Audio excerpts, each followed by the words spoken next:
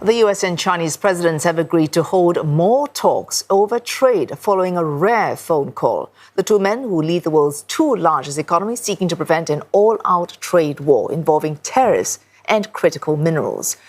Mr. Trump called his conversation with Mr. Xi very good in their first publicly made known call since the American leaders returned to power. The US president talking up mutual invitations to visit, but also referring to what he saw as Beijing breaching agreements reached in Geneva last month. We had a very good talk, and we've straightened out any complexity. It's very complex stuff, and we straighten it out. Oh, I think we have everything. I think we're in very good shape with China and the trade deal. We have a deal with China, as you know, but we were straightening out some of the points, having to do mostly with rare earth, magnets, and some other things. And China, on the other hand, was more cautious in assessing that call, which state media suggests was initiated by the US president. Xi Jinping reportedly said the talk in Geneva was an important step towards resolution of issues, stressing that the Chinese always honored and delivered on their promises. Mr. Xi urging Washington to lift negative measures against China, or reminding the US to handle the Taiwan question with care. One analyst, while lauding progress made in this phone call, adds that what is missing is a concrete plan on trade. What trade deals need is a normal conversation. They need a situation where they sit down and go, all right, folks, this is about the numbers. This is what we need. This is what you need. Let's find a way to kind of get to that point. So it is on the way to something bigger because both sides know that they need something bigger. And I think it is in the plan and in the strategy for both sides that they need a deal. It can't continue like it has been. This is Alice in Wonderland levels of ridiculousness that we've been going through for the past couple of months. A very public friendship turning into a very public feud. US President Donald Trump and his former advisor Elon Musk trading barbs after the tech billionaire criticized one of Mr. Trump's key domestic policies. The war of words lasting for hours on social media, the US leader threatening to cut government contracts with companies under Mr. Musk, while the tech mogul backed a call to impeach the president. Mr. Musk, who was also Mr. Trump's biggest campaign donor in the 2024 presidential election, accused the US leader of, quote, ingratitude. He said Mr. Trump would not have won the vote without his help. Mr. Musk has spent the last few weeks lobbying against President Trump's tax cut and spending bill.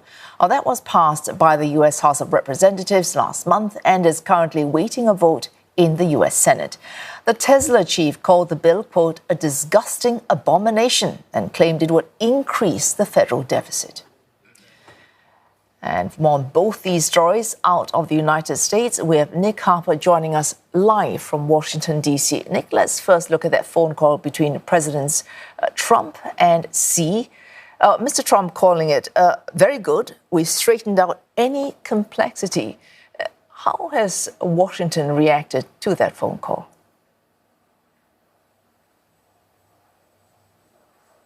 Well, so I have to be honest, the only one that seems optimistic about that phone call is Donald Trump himself. Very upbeat after that conversation, as we heard in those remarks that he made in the Oval Office. But I think the rest of the administration, business leaders, Wall Street, are very much in a wait-and-see type pattern. It feels, from their point of view, that it's too early to celebrate.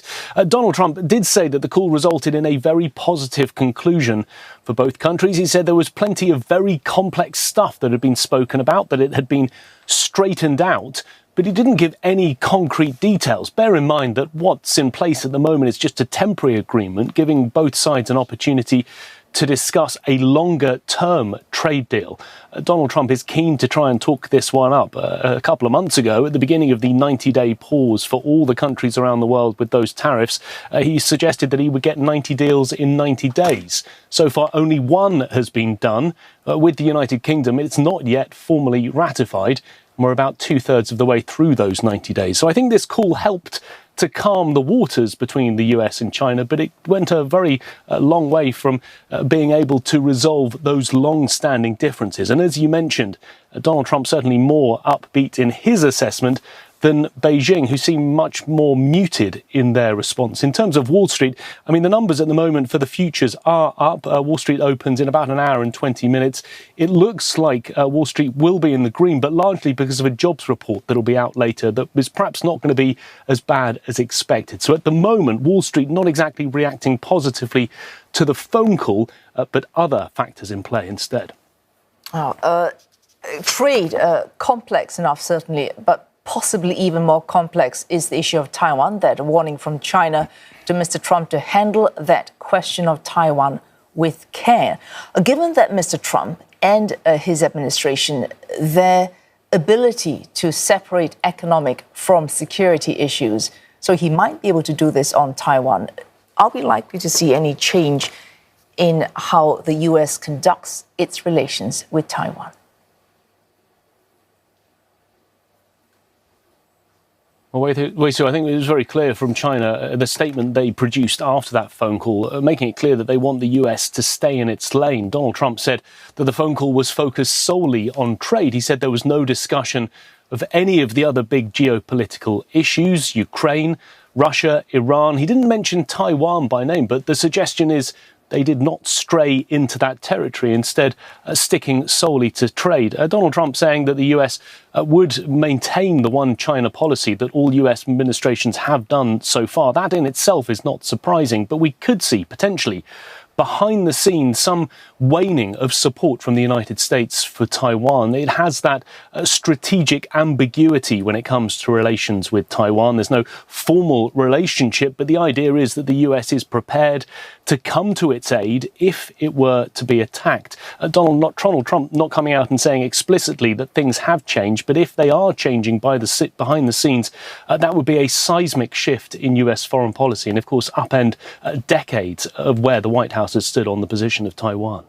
Not a great deal of strategic ambiguity in terms of the social media spat between Mr. Trump and his former advisor, Elon Musk.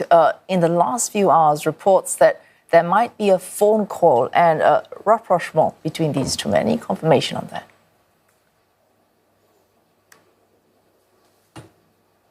Yeah, no confirmation so far, at least not from the White House. Suggestions, though, at first being reported here by Politico that a phone call will take place, not between Donald Trump and Elon Musk, but rather White House aides and Elon Musk. The idea is to try and dial down that tension that we just saw ratcheting up by the hour during the course of Thursday. Both of their social media networks have been quiet. No new social media posts from either side. So we could see a calming during the course of the day. But the desire, I think, at least seems to be from the White House trying to set up this phone call is that there is a reduction of tensions on social media from both men. Nick, for anyone who thinks this might be a surprise, in the last few weeks, certainly months actually, I've been seeing bets laid online about how long this bromance might last between Mr. Trump and Mr. Musk. Any surprise from Republicans? No, not really. I mean, I think everyone felt it was more a case of when it would happen rather than if it would happen. This breakup was expected. They have big egos, they're big personalities, they like to get things their own way. Putting those two people together in the same room and expecting them to get along always seems something of a challenge. They managed to make it through about 4 or so months, but now it has become a very public breakup. But there is certainly plenty of people who are trying to work behind the scenes to get them to come together. We heard from the White House Press Secretary, Caroline Leavitt. She spoke on Thursday night on Fox News talking about this idea of helping to mend relations. Also, the hedge fund manager, Bill Ackman, on social media suggested that they should make peace. He said that they are stronger together, to which Elon Musk retweeted that with a comment, "You're not wrong." And we are seeing the House Speaker, Mike Johnson, scrambling to try and get the spending bill back on track. That, of course, was the thing that initially angered Elon Musk. He's gone out against it because the Republicans know that with his sizable resources, Elon Musk has been funding them in many ways over many months. And if he were to pull that funding, it would have implications for Republican candidates in the future, may not be able to get seats in Congress, and that could cost the Republicans their majority in the midterms next year in both the House and potentially also the Senate. We shall see if that phone call takes place. Nick Harper there reporting live from Washington, D.C.